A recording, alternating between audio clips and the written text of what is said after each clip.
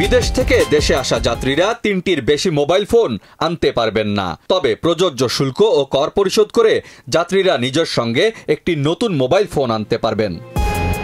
2024-25 অর্থবছরের বাজেট প্রস্তাবে অর্থমন্ত্রী আবুল হাসান মাহমুদ আলী এই প্রস্তাব করেছেন।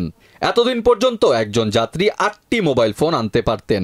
এর মধ্যে 6টির জন্য শুল্ক দিতে হতো, তবে 2টি ফোন আনা যেত বিনা শুল্কে। এখন শুল্ক দিয়েও 3টির বেশি ফোন আনা যাবে না।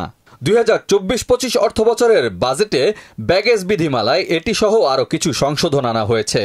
বাজেট ঘোষণার পরপরই এই বিধিমালা বাস্তবায়নযোগ্য হবে। প্রস্তাবিত এই বাজেট বক্তৃতায় অর্থমন্ত্রী বলেন, কোনো প্রকার শুল্ক ও কর পরিশোধ ছাড়াই একজন যাত্রী 2টি মোবাইল ফোন আনতে পারবেন, আর শুল্ক ও কর পরিশোধ করে নিতে পারবেন আরও একটি মোবাইল ফোন। ডেস্ক রিপোর্ট, দেশ রূপান্তর।